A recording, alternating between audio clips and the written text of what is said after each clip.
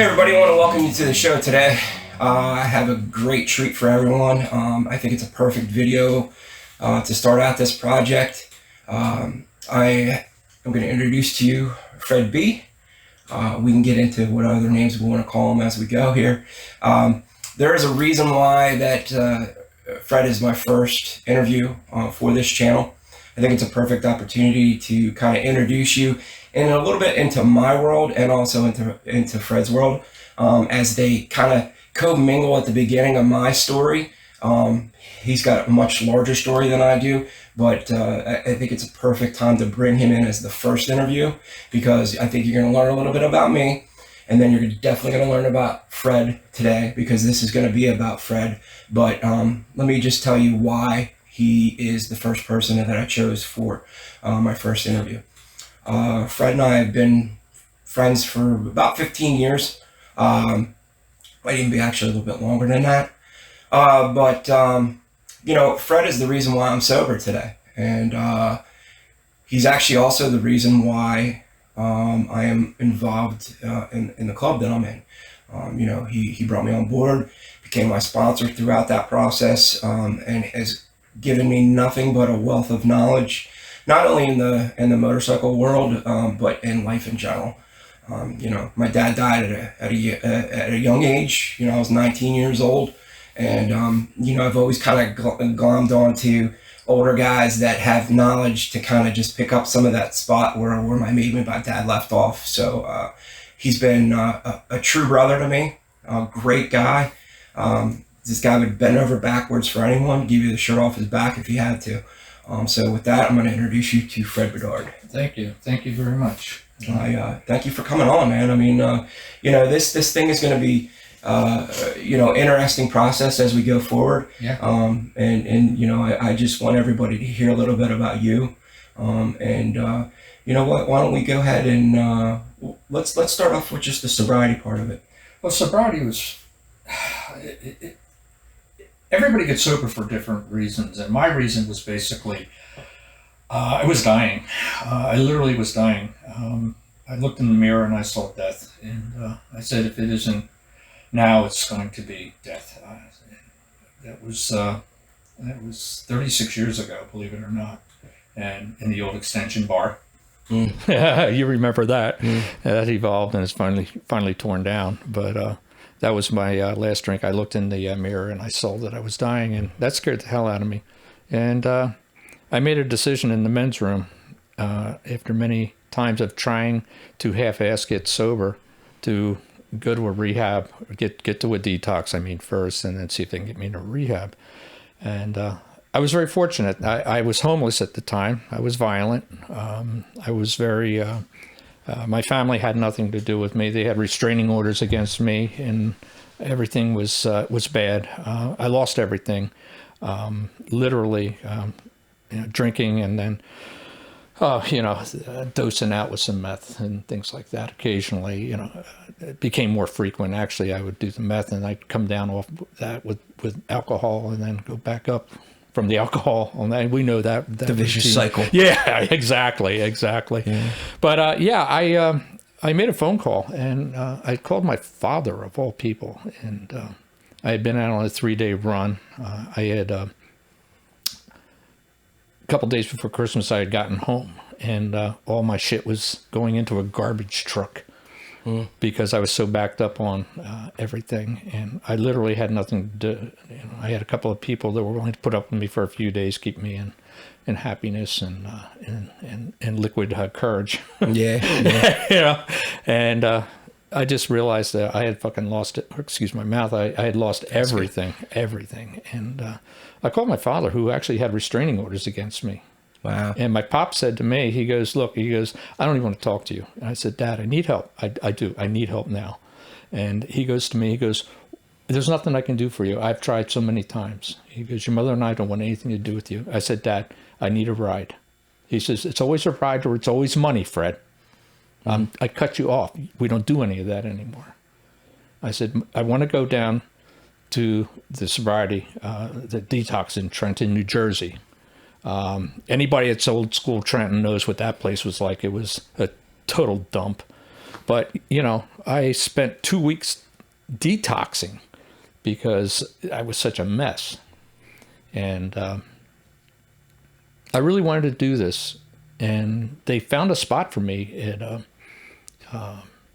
New Hope Rehab down in Marlboro, New Jersey. Your New Jersey guys will know where that is. Right. Yeah. I remember they told me that I was finally going to get into a rehab, and I was like, it was a double-edged sword. I was scared, but I was happy. And I remember the old dude pulled the van out front and gave me a ride down there because I literally had nothing. And, you know, Garbage bag full of yeah, clothes. exactly, exactly. And, you know, I get down there, and I'll never forget the feeling of pulling in the front gates, and it said, I thought I was going to some fancy spa, Yeah. you know, like rock stars do, you know. No, I went to Marlboro Psychiatric Hospital. And let me tell you something, man. That was really, really weird. I'd never forget that, and I hope I never do forget that, because I said to myself, "Wow, I'm playing Major League Ball here, aren't I?" This is, I finally went. You know, between I did the jails, and now I'm doing the institutions. You know?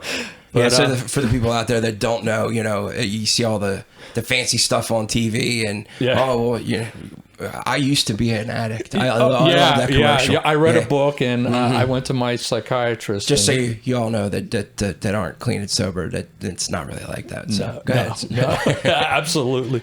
And I did 30 days there, and I made a commitment to myself there. They wanted me to go to the Salvation Army down in Philadelphia from there, and for some reason I just said, no, I don't want to do that. I said, you know what, I was feeling pretty solid, but not solid enough. So I made a deal with them, because that's what I can do. I can deal. I said, look, I says, let me go back to where I started here. I called up the detox center in Trenton, and they had it was this beat to death motel. And they had some rooms there. Yeah, this is before your time. Yeah, where was that at? That was on Broad Street, up by the old Lee factory. Okay. Yeah, by the train station, you know, where Yeah. down that area. So I knew a couple people over there, so they said, yeah, we can set you up. Yeah, I said, okay. So I made a 6-month commitment to myself. I said, look, you know what, I'm going to go there for 6 months, because I'm just stupid enough to not stay with this. And my therapist, or whoever he was, this guy up in at my detox. He was from Brooklyn. The man had been shot twice, stabbed 5 times, and he's looking at me and he says, you're not going to do this. You're not going to make it. And I looked at him and I said, why? He says, because you need to go to a hardcore place. You need to go down to Philadelphia. I said, obviously, you've never been to Trenton. Right? And, you know, he looked at me, but he gave me the motivation to prove him wrong. And I think that was sort of important, too, for me, because, you know, I was trying to prove a point. Not only that, but, you know, I was trying to get with whatever AA was all about, and, you know, trying to understand where I fit into that, how that could apply that to my life. It was just totally, everything was totally new. I'd been so many years out there. And needless to say, I did do my 6 months there, and I met a woman, and we moved in together, and she was eventually she became my wife. Fortunately and unfortunately at the same time, we're not together anymore. We've kind of evolved into different worlds, and she is doing what she does. I'm divorced from her, and you know, my life from the point of when we got married and everything has just been, you know, just improving. You know? Yeah, I mean, I look at you and go, dude, you're an amazing businessman. yeah, thanks. I'm a lucky businessman. You know, even surviving COVID, you know. You're successful. Yeah. And you know, you run a great business, and you know, I know you know your current wife and stuff like that. Yeah, she's a wonderful woman.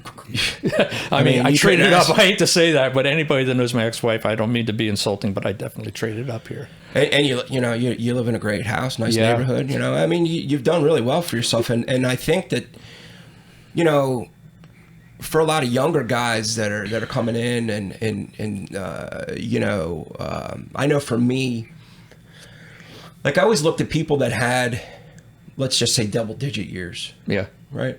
You know what I mean? Not the single digit guys, the double digit guys. Yeah, I know what you're saying. Because to me, that was like, man, that's commitment, dude. And you know, I know, you know, you and I have actually talked a lot about, you know, your past and stuff like that. Yeah. But to see what your world's like now. Yeah. And you know, you're recently kind of semi-retired, and you that's- travel and traveling is all about it. I know, just got back from South Carolina last night. you know, that's amazing. and like, look, I mean, when you were 20-something years old, did you think you'd ever be doing any of that, living like that? No, I didn't think I'd ever leave Trenton, Ewing. Right. That was sort of like my 5-mile world. Right, you know? right. That was it. You know? I mean, you know, and don't you have a connection too with Livengrin? Originally, yeah, I was involved with Live and Grin the second year that they started the Ride for Recovery. I started to work with them, I think, for about 5 years to evolve that into what it's become today. And I stepped aside after 4 or 5 years. My wife, Mary Beth, and I became very active with that. And Live and Grin started to change a lot. And the management changed. I was very close with Sue. I was very close with Alicia, Rick Pine, the original people over there. And as they one by one started to leave, the people replacing them were very different for me to deal with. And I kind of just, like many things in life, you just have to walk away and just say, here's what I did, see what you could do, And Yeah, I mean, and the other reason I brought that up was because the Live and Grin ride just happened this last week, and I think it was just yesterday, wasn't it? Yeah. And I promoted it last week on the show. I mean, not a lot of people saw the show because this channel's new and stuff like that, but that's something that I intend on actually doing as we keep going. You know what I mean? Whether it's a club that's having an event or just a cool event that's happening like today. Well, this is a great vehicle for that. Yeah. I mean, there's so many people that do so many things. You end up with a flyer. Yeah. How many flyers do we have in our tour packs? Right. Wait, or the flyer that you stuck in your pocket, and then you're doing 80 down the turnpike, and you go, "What the hell was that just flew out of my pocket?" I mean, I've done that 1,000 times, and you're just like, "God damn it!" At least we don't have the day planners anymore that fly out, unless it's like the president of our MC who still has them. So, it's this is one of those things where I mean, hopefully it gets big enough that we can actually start to promote some of that stuff. I mean, I know. I think it's the 10th is Gettysburg Bike Week. Yeah, we got that. I just weekend. realized that driving home yesterday. I did another 10-hour drive last night, and I just realized. I started thinking, I got a couple coming days, up. and I'm like, whoa, holy smokes. Here we go. So Gettysburg Bike Week is coming up in the next week or two. I'll post the flyer on the video today. Yeah. Just to We've done it that. a couple of times before. It's been a really, really good run. Yeah. So this year they're actually doing it at it's like an All Stars Sports Complex. Oh, I didn't know that. It's a huge place. I just looked it up today to try to get some info on it, and Nice. It looks like it's going to be pretty cool. It's not going to be in the middle of that field. No, well, I mean, 50 degrees. Yeah, so part of it's going to be in a field, but it looked like they had a couple of huge buildings and stuff like that where they're going to be able to have some indoor stuff. Nice. And then, they're going to have the concerts and stuff like that are going on, which is kind of cool. Yeah.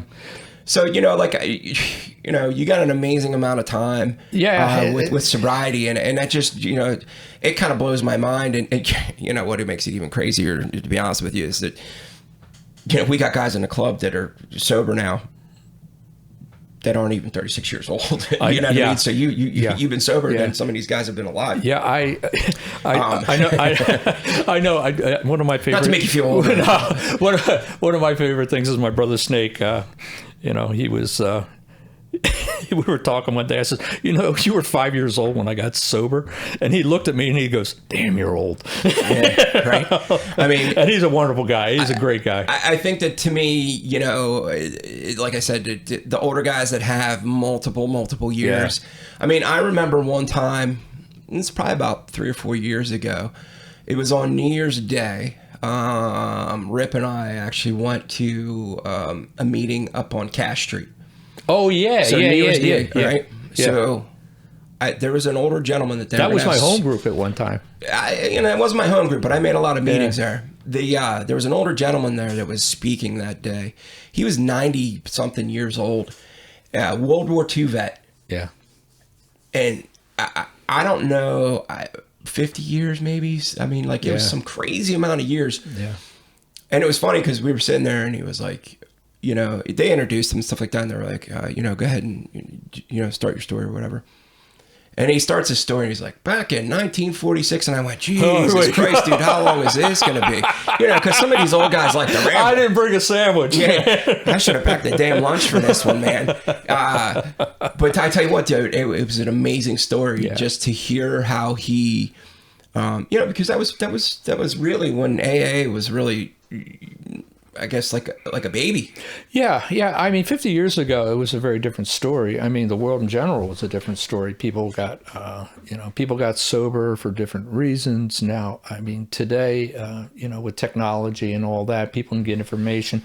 I mean, even when I got sober back in '85, it was like, you know, you didn't just pick up a phone or a computer and go. You actually had to find literature. The old list. Yeah. You had to find somebody or find the literature. And there's something to be said about that too, man. Because it makes it a little more like you're sort of like you want to do it a little bit more than just saying, hey, you know, maybe, you know, my girlfriend thinks I need to stop drinking. I'll go to AA for a couple meetings and she'll give me some, you know, some, I mean, dude, even give me some slack in this, you know, even through COVID, like, you know, I mean, I'm not a huge fan of the Zoom meetings. No. But I've never been involved in a Zoom meeting. You know, me, another club brother and his girlfriend, they actually started the Zoom meeting, but then, you know, I helped out with, you know, sharing, you know. Yeah. And I tell you what, that's right. We were talking about that. It helped fill the void. You know, man, you're missing that. Walking in, hugging, seeing people that you see all the time. Yeah. But, you know, it did turn out to be where you noticed that people were actually starting to log in earlier, right? Oh, yeah. So you could have that meeting before the meeting. Okay. And then you could have the meeting after the meeting. Sounds like something else. Yeah. But, you know, I mean, like... Three parts of the meeting, the before, the meeting, and the after. Right. Where's everything get done, before and after? You know, man, exactly, dude. You know, you'd always have the guys that used to smoke outside that would talk bullshit for a half hour before the meeting, and then after the meeting, you know, there'd be a group of people who would sit around, talk bullshit, blah, blah, blah. They'd talk about whatever happened. And I mean, so, look, you know, you missed some of that camaraderie and the hug and all that, but it did help fill the void, man, which I, you know, that was a blessing. So that's another thing with technology that's helped. It's just been one of those things where it's like, man, okay, this is huge.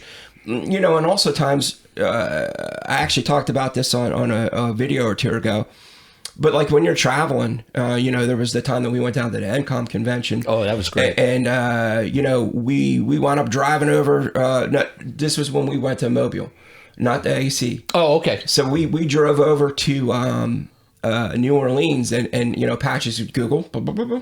Oh man, here we go. There's a meeting, and it was a crazy experience, and you know, it was one of those things that I'll probably never forget. Yeah, it was just amazing. But that's what I'm saying. So like now you can actually just show up somewhere, Google it, go, okay, man, I can actually meet 8:00. Cool. All right, we're gonna hit that meeting. Yeah. But you know, it's a blessing. You know, sometimes it's a curse. But, you know, another thing I want to touch base with you about, you know, going back to the sobriety piece is, you know, there was a time frame that, and it was a real short boom, boom, boom. It was like your father had passed, your aunt had passed, your sister had passed. You know, even prior to that, you had 9/11, you had cancer. I mean, dude, you've went through some crazy shit. And, you know, I maybe wasn't part of the, you know, we weren't talking as much when you were going through some of the other stuff. But the last three things, I was with you a lot. Yeah, you were. And there was only a couple of people I could really talk to how I really felt about that. Right, but dude, and you were one of the guys that I could call and say, you know, I'm not okay, or you know, I need a cup of coffee, or you know, well, we have that relationship, which is great. Yeah, but the fact that you could go through all that stuff and stay sober, to me, I looked at that as, hey man, I felt horrible that you were going through that. But to me, that was, dude, no matter how effed up your life is right now, don't be a bitch. Put your big boy pants on, go to meetings, make phone calls, do whatever you got to do, whatever your program is, because not everybody runs a clean, or the best program. Right. Okay, nobody's perfect, Yeah. but whether you got to make the phone calls, you got to reach out to people, go meet with people, dude. I look at that and go, no matter how jacked up my life is, not that my life's jacked up, by the way, but whatever, you know what I'm saying? Like, there's no reason, absolutely no reason to go back to drinking and drugging and whatever. It's not an option to me because, like I said, when I saw that I was dying, let me tell you, if death does not scare you, you're tougher than me. It scared the shit out of me. Well, there you go. It scared the shit out of me. And, you know, I'm 36 years sober. I am 67 years old. I got sober when I think I was 30, something like that. So it was later in, you know, like I missed my 20s and my teens because obviously I was inebriated. You know, but, you know, now it's like I look back and I think to myself, one, how the hell did I get this old so fast? You know, I mean, really, you know, and look at your life. Time flies, man. Yeah, yeah, and look at your life today. Look at the people that are involved in your life. I mean, I choose who's in my life now, not because I'm trying to get a drug or a drink out of them. I choose today who I allow in my life. So, you know, it's funny you say that because you know, we know people that talk about when they were running and gunning, and how they would, you know, glom onto somebody just because they needed whatever off of them, and it's just we both come from a town that was very big in running and gunning. I mean, and the surrounding areas. Unfortunately, or what? Yeah, I guess it would be. We're both Jersey boys. Well, I'm an implant, by the way. I'm an implant too. So, you know, unfortunately, you know, not only were we in that area, but I was also running a bar, which right. And remember, I didn't realize that at the time, but I was sober, living around the corner from that bar, and I didn't know that you were running that bar. I mean, dude, that was bad. You know, somebody, just a quick rule. I had just turned 21, I think. Well, so I turned 21 in December. I was looking for a job. I was going through college. I needed a part-time job. And there was a bar in Trenton. And they were hiring, I thought it was for a bouncer position. So this was February. I literally just 2 months, January, February, right? Mm-hmm. Interviewed, blah, blah, blah, filled out the application. They called me 2 days later. All right, come on in, blah, blah, blah. They handed me the keys, and I went, why are you handing me the keys for a bouncer position? They're like, you're the new night manager. And I went, holy shit. So somebody gave me, who I'm still friends with her, by the way. She's a fantastic lady. Didn't know I was 21. She didn't, I guess, bother to look at the application that, you know, on my date of birth or whatever. Is this a mutual friend's wife? No. Okay. Oh, actually, yeah, it is. Okay. That's what I thought. I totally forgot about that. We won't get into that. Yeah. I forgot that you were friends with him. But yeah, so I worked there for like 6 months, and then she was like, how old are you? And I was like 21, and she locked the door to the office, and she said, don't you fucking tell anybody how old you are. Because she just completely, and I was like, man. Yeah. But, yeah, man, so, I know that, you're always a good guy to reach out to for the sobriety part, and you're one of those elders in the community, so to speak. Yeah. How long have you been riding? Well, I mean, riding comes in a couple of different sections to me. I started out very young, basically welding plates on the bottom of Schwinn bicycles and putting side shaft lawnmower engines on them. We started that probably when I was about 10 years old. I got into dirt bike riding probably at about 15. And then we had a little bit of, a little bit of competition there, had got into the enduro racing and stuff like that. When I got to be about 17, I guess I got my first motorcycle. Yeah, I had Japanese bikes for a number of years. I was into Kawasaki's. And that was fun, but I was able to, I was into the KZs for the speed and everything. And then I got into, my first Harley was an Ironhead. And that was that was a lesson. That was a lesson. I mean, that was the old one. You had to throw over bags on the back of it. One side was for clean underwear and and socks. The other was for oil and wrenches. You know, it was a piece of junk, man. It was a piece of junk. But that's where I cut my teeth on Harley Davidsons. And, you know, up until, probably the last 6-7 years of my, before I got sober, I lost everything. I wasn't riding at all because of that. And I got sober, and I was just trying to straighten my life out, and I wasn't riding for a number of years, and then I ended up with cancer in 2003. And when I found out I had cancer and my surgery was successful and I was clean of my cancer, I went and put the money down on a brand new Victory Vegas Arlen S. And I still to this day own that bike. It's a great bike, man. It really is. It's loud as hell. And I don't ever want to ride on the right side of you, but it is a great bike. It's my baby. It's the bike that still makes my palms sweat when I get off of it. It's like my old Porsche. I still, you know, I get out of that 7911 and I get I get sweaty palms. You know? Dude, you know, when it's crazy to me that you know, that they let that go. Yeah. The Victory go. Yeah. Well, you know, they had to make a choice, I think, at that point. I sold all my Harley stock when I bought the Victory, and I bought Pigarus stock, who owns the company. Yeah. I've done pretty well with that. You know, I actually have done pretty well with that. And I guess they had to make a choice on engineers, production, you know, getting this thing out, getting 2 lines out has got to be expensive. So, well, but the bike has had 0 problems. I mean, gas, wheel, air, and a fuel pump. I mean, you know, wasn't it with Victory 2 though? There wasn't a lot of options for customization.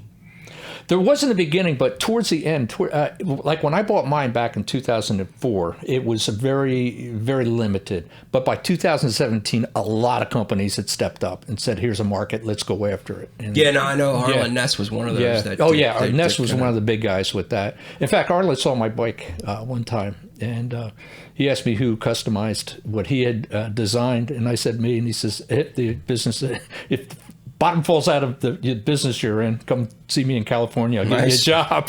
And I said, I don't think I'll ever get a compliment like that in my life again. I heard he's pretty he's awesome very dude. approachable. Yeah. He's just I can't think of the guy's name out in Arizona. Dirty Bird. Yeah.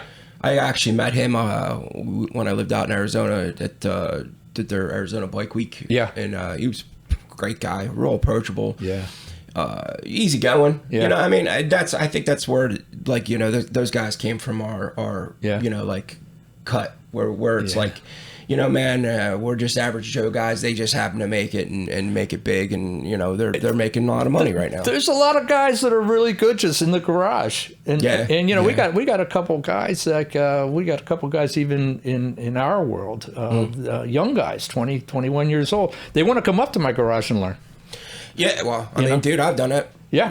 Come up to your garage because I need to learn how to do this, and you know, you get sick of paying. You're paying the Harley tax every time you got to get something done. Yeah. It just seems like, dude, you know, I understand those guys got to make money, and you know, look, and as far as you know, a Harley store, the tech should be making the most money, as far as I'm concerned, because they're the guys that are actually working on your bike, making sure you're safe, making sure that everything's okay on your bike. They give your bike the once over before well, they should be anyway.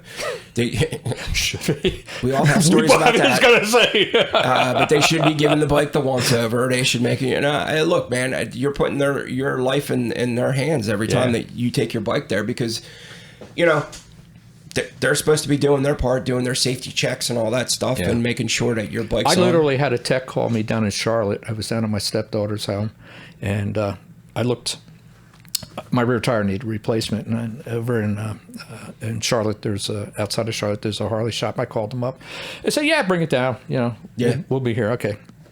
So they put a couple tires on for me, and I get a phone call after I picked it up. I was at dinner, and The guy says, "Hi, this is the tech that worked on your bike." Yeah. I said, "Do me a favor and don't ride the bike." Why? He says, "I'm not sure I torqued your front axles back in." Jesus, dude. I looked at, I'm like at dinner, and I said, "What?" Good thing you got the phone call. I said, "It's a damn." Well, he got the address, and he actually, on his own time, got his wrenches and went over to where my stepdaughter's house is, and took Okay, care so of it was a shitty deal, but you actually stepped up and did the it was right a thing. double-edged sword for me. I was a little pissed, but I was a little impressed at the same time that the guy would say, "I'm not sure. Maybe I should double check." Yeah. And I came back, and there was a post on my my electric light, and it said "good to go." Dude, I know me personally. There's a couple mechanics that work at the local dealer. I'm not going to plug them because they're not giving me no money, and they're bastards. So, but that work at that local shop. That you know what, man, they're freaking phenomenal mechanics. And then there's even local guys like the Penn Jersey guy or whatever up here. Yeah. Dude, that guy, I can't remember his name, man, and I'm sorry if you ever see this and I don't remember your name, but he's fantastic, man. Yeah. That guy's top notch. Well, that's like the president of our MC is a gentleman and has been working on his bikes forever. And I mean, I think just working on his bikes, he can make a living because what does he have? 7 bikes now? Yeah, dude, it's unreal. And it's 7 bikes, but then 6 of the 7 are older. Yeah. Yeah. Phenomenal bikes, but they're older. Yeah. And now his grandson's out there in the wind too, and he's got all the stuff he's starting to collect up at the house. Yeah. So let's talk about that for a minute. Let's talk about how you got introduced into the MC world. MC world was sort of, when I was younger, nobody would have me, first of all, because I was a mess. So I was always independent and sort of did my thing. After I got back into riding, a very, very close friend of mine, I actually met him at a hockey. We used to have hockey tickets. He was in the row in front of us, and for years we had seasons tickets, and I got to know him pretty well. And we started hanging out. And he says, "You got to start riding again. You got to start riding again." And next thing you know, he kind of got me out there again. And he started a little MC and invited me along, and I got into it. I really did. I thought that this is where I was comfortable because we were such good friends, and some other people I knew became friends with me through the MC. But what happened with that is, in sobriety, I was very much not wanting to ride the bars all the time. All the time, it was just going and watching guys drink excessive amounts, and I just didn't like the ride home with a lot of them. It was very dangerous. These guys had been drinking them back and everything, and I ran into some messengers, believe it or not, at a Living Green run. And it was back in the day when I was still involved with the run, putting it together.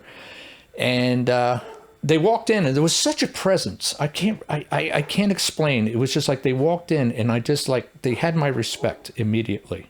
There was just something about their presence. And then I did a little homework on them, and I found out that indeed they were clean, they were sober. I think they were just one chapter at that time down in Philadelphia.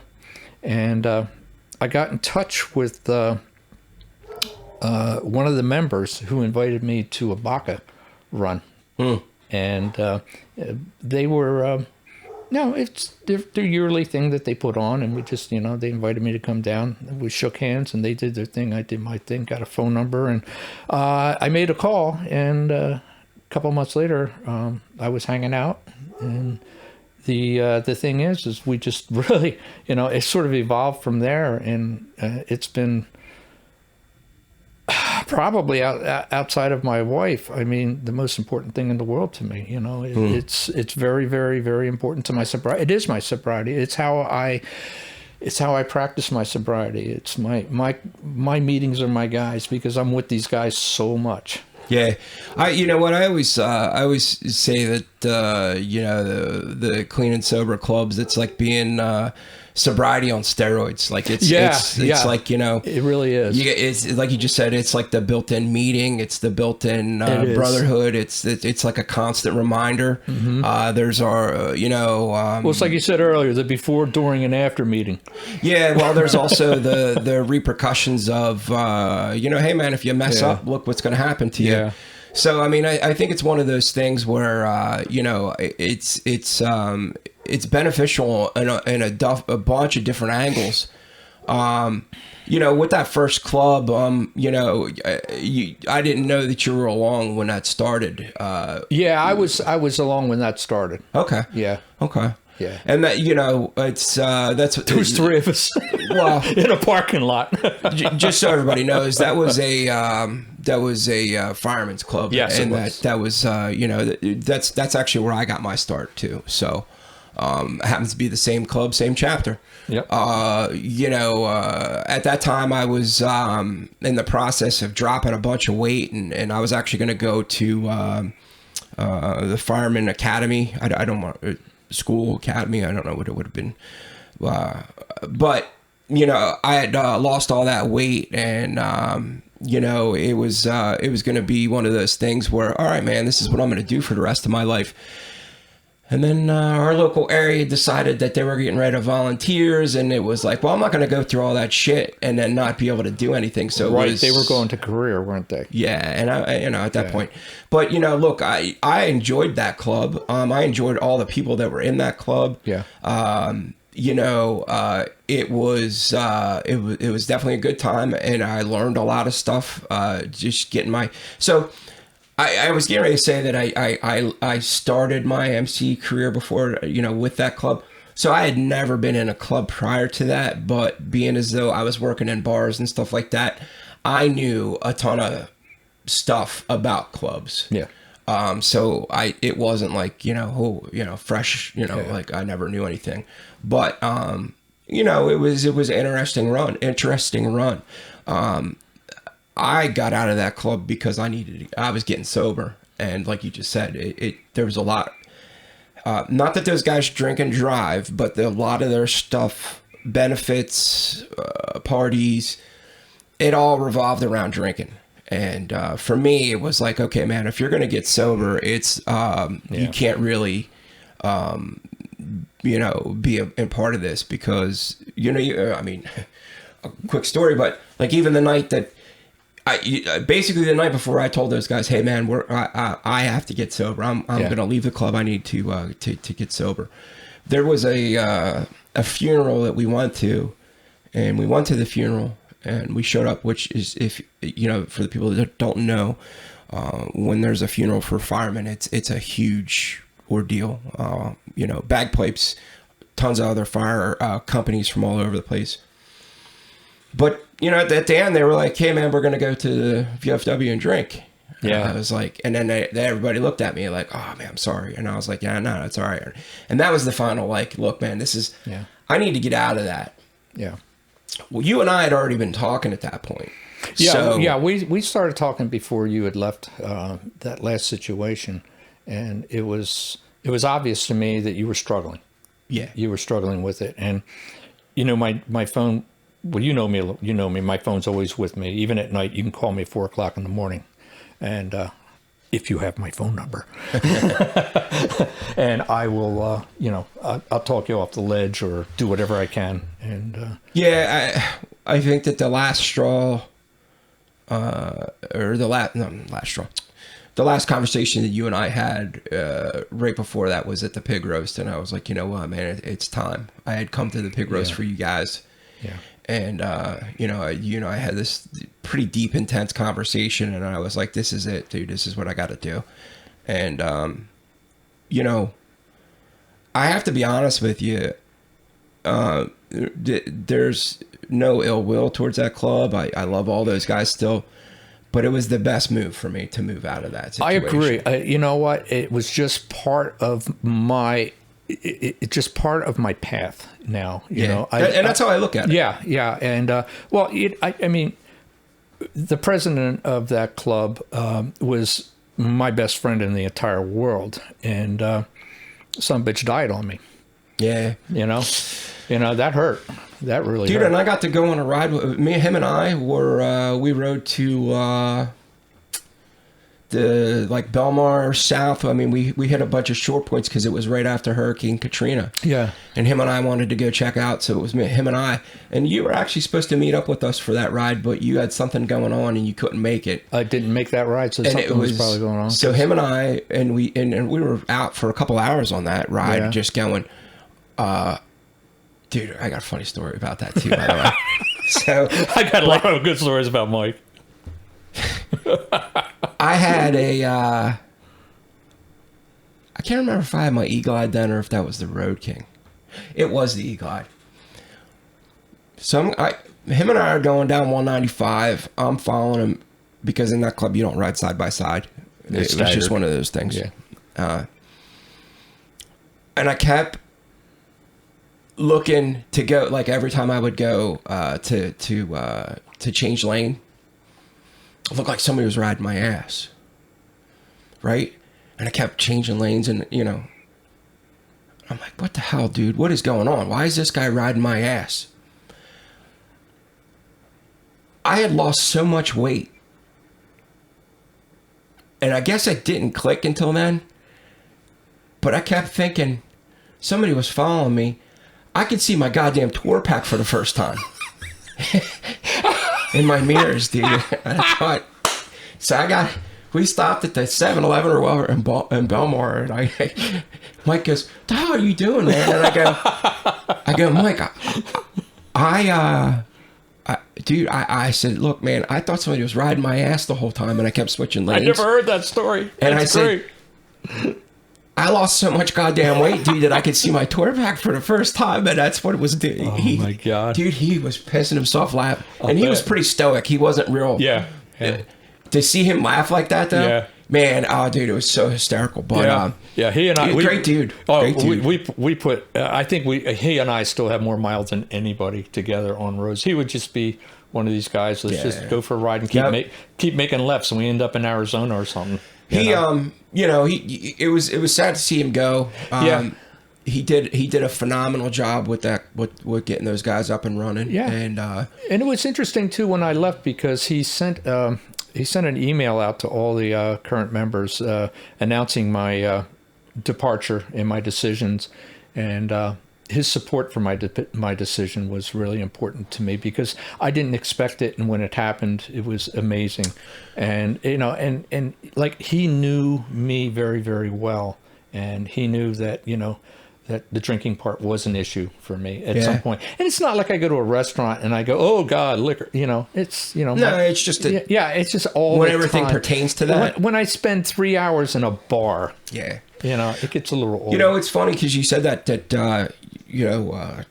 Chucky Mitchell did that for me when I left. Yeah, he actually emailed. He actually emailed even like I guess the regional guys. Yeah. You know what I mean? Stovenkin and a bunch of those guys that were.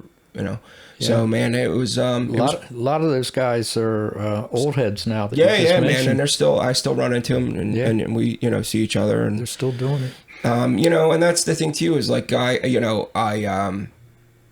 had talked to you about getting sober, and the thought of joining the club was really not even in the front of my mind at that point. Right. And then all of a sudden, man, I don't know what happened, but something just clicked, and then I wound up hanging out with you guys. I remember when you came to the pig roast. It was you and a friend, another gentleman who used to be a member. And I still have pictures of you, and you were in your original vest. Yeah, I have pictures of that, and I remember that because you were very interested, but you were very pensive about like where am I who am I with, and all. Because what we do is a traditional MC. Not that what we're not a traditional MC. They were sort of they were very large MC, national, international, and all that. They didn't know each other like we do. In our situation, our club is now growing. our presidents have been working very, very hard on expansion, but it's not that we're trying to get quantity. We're trying to get the quality and to get the, Yeah, man, I'd rather have 4 quarters than 100 pennies. Absolutely, absolutely, and that's something that I really value about our presidents in all of our chapters is they really do look at that. Right. It's not about who's got, it's not a contest who has, how many guys. It's just to let people know that we are a traditional MC. We are an MC that you do have certain stages to become members. Just because you're sober doesn't get you a patch. Right. There's a lot of work that's involved in that, and you basically you just come see what we're all about, and you can go into a hang around if we decide that that's possible for you. You can go to hang around stages. From there, it goes into prospecting, and prospecting can go anywhere from 9 months to 9 years, depending on you. God forbid. Yeah. I felt, although, with me, dude, it felt like it was 9 years. Cause, I don't care how long you prospect. It just seems like it is forever. No. What I'm saying is, because in our club, you have to have 1 year of sobriety. Right. You have to have 1 year sobriety to prospect. Yes, and when you prospect, it's not. You have to. We're looking at you at that stage. Are you for the club? When you're a hang around, you're checking us out. And then you get into full patch, and that is something that is... it's when the real work begins. Yeah, and that's where a lot of people get it wrong. They think that that's basically where you start to slide, and it's a greasy, slippery slope that you can just ease yourself down. And anybody that's been in a traditional MC knows that you're called on your shit every day. Your shit is available, for use every day. We have guys that I've seen guys prospect longer than state patches because they don't realize how much work is involved in keeping your patch. Yeah, I mean, I felt like with me, with the hang around, because I had to do it for a year. It didn't really take me long for me to just kind of jump into it and be like, you know what, I'm just gonna act like I'm a prospect at this point and do whatever needed to be done. And look, man, prospecting. Wasn't a horrible experience for me. I think it's one of the best experiences, prospecting. Look, when I started prospecting, I thought it was great. When I moved to Arizona and had to come back and reset my prospecting time, it was a bit rough. I think at that point I bit off a little bit too much more than I could chew. I mean, I just moved back into the area. I started a brand new job, jumped into prospect. I mean, literally like the Friday after I moved back, I was there at church. But you know what, man? I think that those experiences and whatnot is that's the learning part that some of these guys don't get. Yeah. Man, look, there's rhyme and reason for everything that's done in this world. Yeah. There's nothing that's just by chance. Right. There's a reason for it. And, some guys get it and some guys don't. And those guys that don't, they don't make it. Yeah. Just like you're talking about, like the expansion part. Obviously, I was involved with that. Oh, yeah. You were a big part of that, too. Yeah. With the Jersey thing and stuff like that. And things, and things happen in time for reasons. Yeah, for sure. I mean, it's something that you don't just wake up in the morning and say, we're going to do this, it's done. Well, and that's the other thing too, is that people don't really understand they don't have the relationships, the intertwining back things that are I don't want to say backdoor because that's not the right way to put it, because it's not sneaky or anything about it, but there's a lot of extra, let's put it that way, extra conversations that are happening to get stuff rolling and put into the right spots. And that's, there's a right way and a wrong way, and we choose to do it the right way. Exactly. And I think that's probably one of the best things that when I was looking at the whole situation to join was that was one of the things that made me go, I want to be a part of that. Plus, you know what, too, dude, I also noticed the brotherhood aspect. Yeah. It's one of those things where, look, if you see us out and about, you'll see us walk up to each other, hug each other, maybe even a kiss on the cheek. And, back in the day, in the old days, there were clubs that used to do that they did it for like shock value or right. whatever. That's not why we're doing it. We're doing it because you're my family. I love this dude. Yeah. He would do anything for him. I would do anything for him. I mean, that's what it's about, man. That's how you develop. I think that I really wanted to do this because I have independent guys that I want to interview. Mm-hmm. I also have club guys that I want to interview. Right. Now, the independent guys, look, man, there's tons of them out there, and this is, I think their story is just as important as an MC guy. Mm-hmm. The MC angle, though, is something that I think that outside maybe of our area, people don't know about that. Right. There are sober clubs all over the place. Right. Not all over the place. There are sober clubs throughout the United States. There we go. Let's put it that there's way. a couple of national Because when you say all over the place, yeah. it defeats exactly what I'm trying to say. Yeah.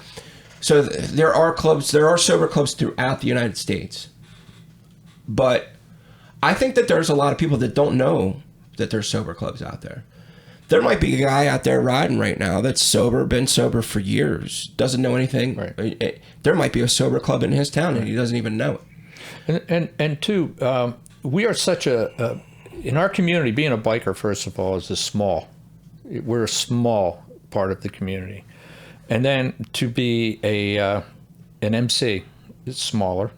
And then to be a sober MC, we're microscopic. Right. We are so microscopic. There's not a lot of us out there. So to find us sometimes is difficult. And it's hard when you see a group of guys fully patched to walk up and say, hey, I want to be a member. Right, because I mean, if you were to actually look at that, there might be some intimidating that's where feelings I was going with or it. whatnot. Exactly. And look, I'm not going to say that we're overly sociable with people, but I don't think they're, the typical guy walked up We're and very asked protective questions. of our family too. Yeah. I mean, Yeah. I've had guys walk up to me and say, "Hey, man, what's this all about?" And you tell them or whatever. Sure. I feel like there's potential here for us to promote sober clubs. There's potential here for us to promote sober riders independently. Mm-hmm. Yeah. Because even if you're independently, right? You're an independent guy.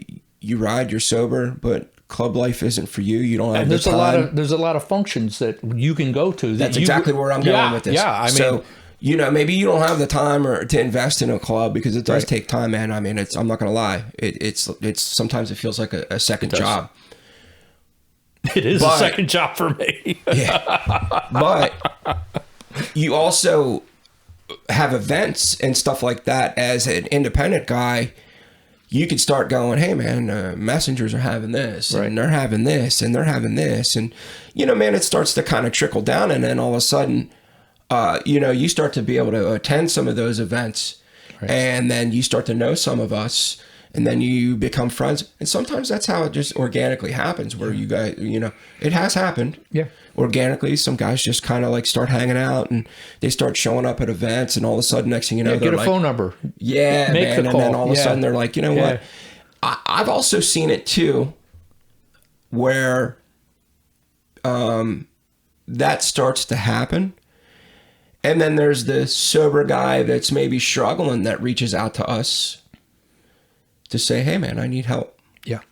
Maybe don't want to be a part of the club, but want to just... I've had that happen. Right. Yeah. I have too. That's why I think that's another good part of it. Yeah. And then the other part of this too, man, is I don't think people realize, in the news, in the media, everybody wants to put a bad rap on clubs. Okay? Doesn't matter. It's just clubs. What they don't realize is the amount of money and time we donate to veteran stuff, homeless stuff, sobriety stuff. I mean, it's... Yeah. If you were to sit down at the end of the year and look at that, it's how much money it takes us to put on events to facilitate those Right. funds. I too. mean, it's a lot of time, effort, and money. Yeah. I mean, even with the giving out clothes and stuff down at the last stop. Okay. that's your baby there. You started that years ago. We haven't done it. We didn't do it this year because of COVID. COVID I actually wound up getting COVID really bad. Yeah. I mean, hospital bad. COVID put everybody 2 years back, man. So I'm assuming we're going to start that back up probably this year. I think we're going to change the time of it because now all of a sudden, we used to do it like around between like Thanksgiving and Christmas, right? Now all of a sudden, there's 1,000 people. I'm way overstating that, but there's a lot of people that show up down into the area in Kensington that we go into Philly to donate clothes and give out food and stuff like that. And I'm not saying that we want to be the one-man band or whatever, but I wanted to be able to do it where there really are people in need that are getting the stuff that we have. It's not like the guy just hopped from us to this person over down on Allegheny and you know what I'm saying? Like, and be bopping around. We wanted to, I think it's just, and that's a good thing, by the way. I'm not complaining about that. I'm happy to see that there are other people out there that are starting to participate and try to help your fellow human beings. There's this huge stigma of junkies and drug addicts and blah blah blah. Look, man, we all know that there's bad shit that happens with this stuff, but they're also somebody's kid, mom, sister, aunt, Neighbors, God forbid, grandma. Yeah. It's weird where I have family members down there right now. there you go. I mean, look, it's sad. I can't do anything for them. the sad part about this whole epidemic right now, especially on the drug end, okay, is 20 years ago, let's say, might even be longer, but let's say 20 years ago, you would go to an NA meeting and it would be like strippers and you know what I mean? Like the low end, I'm sorry, strippers. I love you to death. I put a lot of you through college. Salute. But you know what I'm saying? Like it was always like considered to be the low end. Now you go to an NA meeting, there's grandmoms, doctors, lawyers, because the whole Oxycontin thing, Oxycodone, whatever, hit. Yeah. And then it turned a lot of people into doing stuff that they didn't want to be doing, that all of a sudden need to be doing. And now they couldn't get that. What do they do? They do the heroin. Now it's fentanyl? Yeah. I mean, look, dude, I honestly think that it's a fucking mess. As a country, and I'm not going to get political because I don't really do politics. Because I don't know enough about each side to talk about it. And if I did, I'd be talking out of my ass. But B, I just don't have it in me to sit here and argue about it. Yeah. But I am going to make this statement. I feel like if our country would focus on mental health and addiction health, it would cure a lot of the problems that we got going on right now. And veteran services. Thank you. There's no way,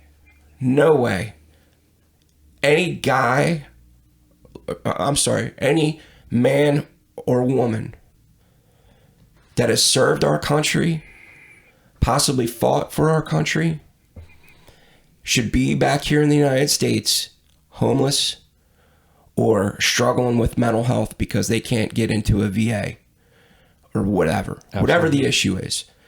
Our government needs to focus on helping our veterans. Absolutely. I agree 100% with that. That is a huge issue right now, that if we just spend a little time focusing on mental health, addiction, helping veterans, I think there would be a lot of issues getting resolved here. Yeah. As far as all the other stuff, hey man, I'm not gonna, I don't know enough to argue a point. No, I just feel like there's I agree with that. Kids raising kids right now that are causing some of the problems as well. Yeah. Well, you know how many people I know that are grandparents that are raising their grandchildren right now? Right. Because that middle generation is lost in space. Right. I mean, it's a shame. I mean, my wife and I have talked about this a couple times, and it's like, wow, friends, are raising their grandchildren. Right. And, I'm very fortunate. I have two stepchildren. I have a stepson who lives in Denver, Colorado, and my stepdaughter, she lives in South Carolina, just under Charlotte. And these kids are great kids. I mean, they've got their shit together. They're acting, they're professionals. I told my wife, I said, this is a direct reflection on you. I mean, you've raised these kids, the right way. Yeah. I mean, I was raised with the wet washcloth and the wooden spoon. You know what I'm saying? So let me even put that take that a step higher than that. So my nephew is 21 years old. Oh, Alex, yeah. Right? Yeah. Just graduated from college. Yeah. He's now getting ready to go for his master's degree and then his doctorate. Yeah. That kid, I look at him and go, man, when I was his age, I was a complete shit show. So was I. You don't even drink. Yeah. It blows my mind. I remember meeting Alex at one of the when we were down in Kensington. Yeah. And you brought him down there, and he was helping very, very. He was very scared. Much. No, I was just going to say he looked like a ghost. He was like, oh my God, what the hell? I mean, look, he lives. But that's a life experience that he wouldn't have got anywhere else. Right. So maybe that helped. I don't know. Exactly. Like, look, he lives very close proximity to Trenton, so he kind of sees some of the bad parts of that world. Yeah. But he was in the yolk of the egg there. Taking him down there. Yeah. I mean, look, dude,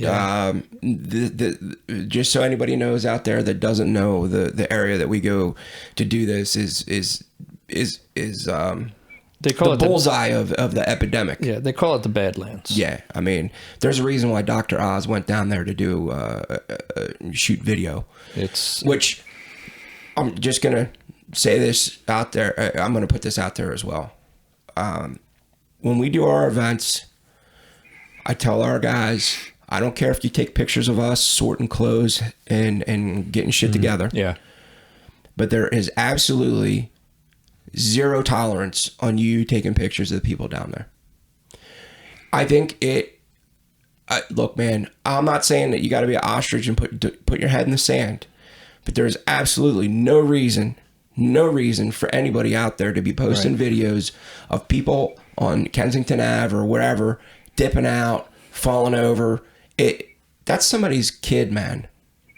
You don't know who's looking at those pictures, or there are people that go down there and just video them. I've seen this on YouTube. So there is one guy out there, and I don't know his name, and I'm sorry that I don't have that information. I'd love to give this dude a plug. He does do interviews down there, and he does try to keep or to get those people help. Yeah. If they don't want help, he does keep in contact with them and continues to try to do so. Mm-hmm. But he's also put those people in a position where their relatives have actually seen the video and that's what out. I was thinking, because in my situation with a family member, I will occasionally go on a YouTube channel just to see if I can maybe spot that one person that I'm speaking about.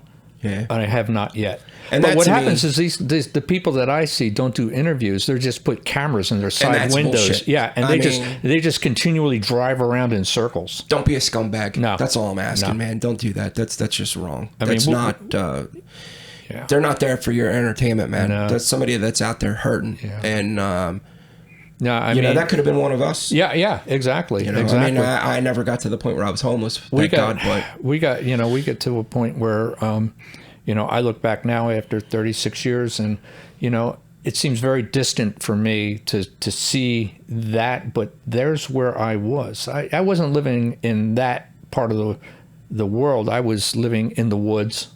Yeah. I was dumpster diving, picking cigarettes butts up off of the ground and smoking them. Yeah, but back then, what if somebody was taking pictures of you and then? Yeah, you know what I mean? I would have fucked them up.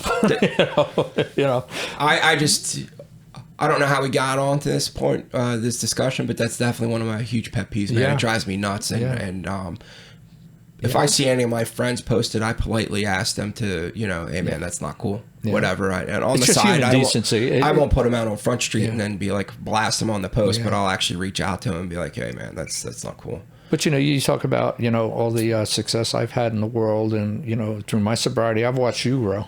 I've watched you grow a lot, and it's anybody that's subscribed to your channel has heard your past. I mean, you've gone through some major surgery recently, and man, you look very different than you did 3 weeks ago. I don't mean to laugh, but man, I mean, you greeted me at the door. Yeah, I gotta tell you, man. I mean, I'm still not 100% right now. I'm still hurting pretty good. You look good though, but you do. You and look I think great. part of that is because you look better now than when before your surgery, because you just had that look of like, oh my God, I'm in pain. I remember the last couple of meetings that we had. It was very painful. Those. I don't know. I would say probably like the month before surgery, dude. It was just. Yeah. I was holding on to a thread, man. Just going, man. All right, I just got to make it to surgery, and after surgery, I was just like, wow. Well, you're going to enjoy that bike when you get back on it. I hope so, man. I mean, they're talking about August. I guess it depends on how my physical therapy goes through that process. Yeah. And I know if it's anything like last time, I really pushed hard. Yeah. Last time when I had surgery, the appendectomy or whatever the hell it was, it kind of worked, but then, come to find out, I actually had spinal stenosis, which that surgery wasn't going to fix anyway.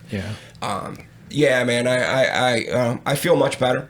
Much better. You look great. I've actually been able to go outside the house a little bit and get a little color. I was looking the first week. White. I was afraid to even call you. I was like, oh man. I said he might have to move. No, you know what it was. I actually slept on my recliner for like the first I don't know, probably 2 weeks, man. And then I got to the point where I was like, all right, man, let me try to lay in bed, which was that first night that I laid in bed. I was like, oh, thank God. But hey man, it's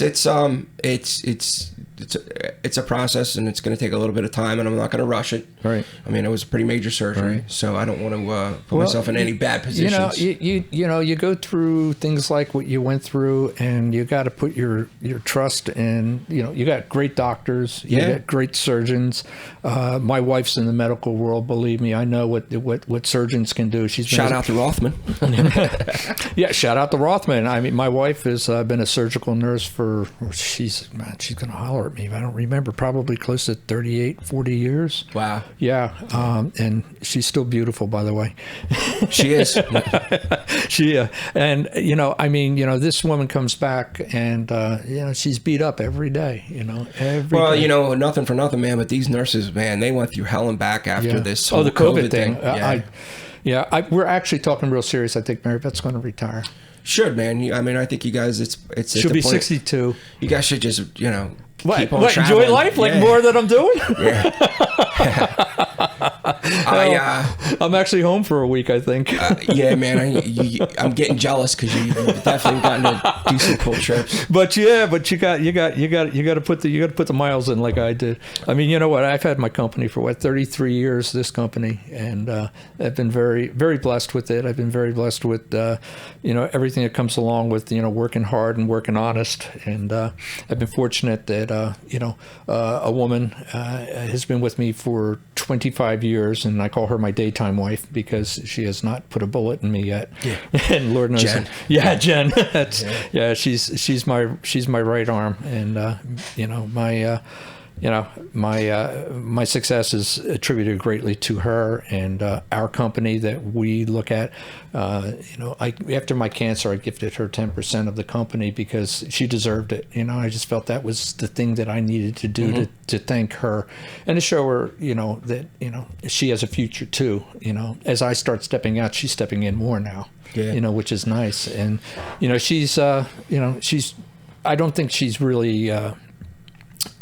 Understanding, the fact that eventually I will be gone completely, and she's doing okay though. We have a young woman who's working with us now, and Jen thinks that she's doing. I'm not there a whole lot anymore, and I have to go with what she says and how she does. So I take care of all the financial ends of everything, and I still work on the floor about 8 hours a week, and it still keeps my my regular clients are mine, and a lot of the clients are my age, and they're all retiring and moving out and stuff. But but you know what though, this kind of wraps us into a big circle. Like, You know, you go through all the shit that you went through at the beginning. Yeah. Enjoyed, being in the... Well, I was only sober 3 years when I opened this company. Right, but that's what I'm saying, though. Yeah. So, you know, you went through all that shit. You got sober. You got your life cleaned up. Yeah. You joined a phenomenal club. Yeah. And you worked your ass off. Yeah. And here you are now at the end of it. Yeah. Years later, enjoying the fruits of your labor. And that's what I'm doing. I mean, it's so many people are so worried about how much money they got in their pocket. And money's important, but it's not everything. And that's what I'm finding out. I'm finding out that, financially, my wife and I, we're fine. And we're looking at it not so much more as do we have enough to stay alive? Yeah, we have enough to stay alive. But let me tell you this. It's more about us being together. Like, for example, last week, it was a split vacation. We did 3 days alone at the beach.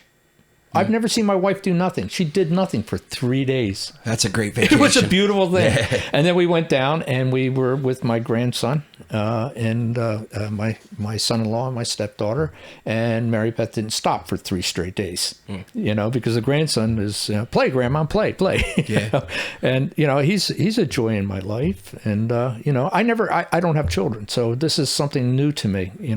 I have stepchildren. I laugh. I say, you should have kids like I had. I had my kids when they were in their teens. Yeah. It's like, but my stepchildren are a very important part of my life now. I'm really proud of my stepson, John. He's buying his first home out in Denver right now. And Kellyanne has just, she has her second, she just bought a new home in South Carolina, and it's just beautiful, just absolutely beautiful. And things are really good with all that. I mean, considering where I came from, like back in 2001 with 9/11 and all that shit. It was like, I was involved with that pretty deeply. Where I spent like 6 months, over in Ground Zero with the. My ex-wife was she was like in charge of the state's mental health teams, and we would take the families of the survivors, all the people that lost people. We would take them every day from Jersey City, and we would go over on the ferries and take them into Ground Zero. For like 6 months I did that, and that changes things. Yeah. That changes things. It's crazy how 9/11 happened. Yeah, and we joined together as a country. Yeah. And then all of a sudden now we're so divided. Yeah. And I mean, my ex-wife, I think this changed her a lot too. She's the author of a couple of books. I've also been included in Gail Sheehy, who is a pretty famous writer from Passages. She wrote a book called Middletown America, and she actually has passages about me and my ex-wife in there. And it was very traumatic for me, and it changed our relationship at home to a point where I don't think it was repairable. Well, obviously it's not because we're divorced now. Right. But it's, it's all part of my history. It's all part of what I do and who I am. And ironically, as down as I was and as unhappy as I was, having to sell that beautiful house that I had finished up and everything, I ended up winning. You wound up being in a better... I ended up winning. And who would have thought, I'm not a gambler. You know that. How many times you see me sit at the card table with the fellas, right? I'm not a big gambler that way. I work too hard for what I got. So we, today we touched on sobriety. We touched on riding. We touched on just life in general. Yeah. Before we wrap this up, is there anything that you'd like to bring up or talk about that you feel like we missed? Well, I'd like to just congratulate you on this new endeavor. I think this is... Hopefully it works out. No, I think it will. I think it's going to be something that this community will take hold of. I think it's going to take a little bit of time. Yeah. I think that you've touched on an area that is necessary, and I wish you well. Thanks, man. I appreciate that. Yeah, man. Always a pleasure, brother. Always a pleasure, bro. All right, we're going to wrap this up, folks. And just so you know, next week we will have our guest will be Carp, who is the current president of the Philadelphia chapter of the Messengers. He okayed me to say that today. So we're going to, that'll be the guest next week. And, hopefully you guys stuck around to the end and you got to see all this and got to hear this great story that we delivered today. And you know what? I'll see you all next week. Thank you. Have a great day.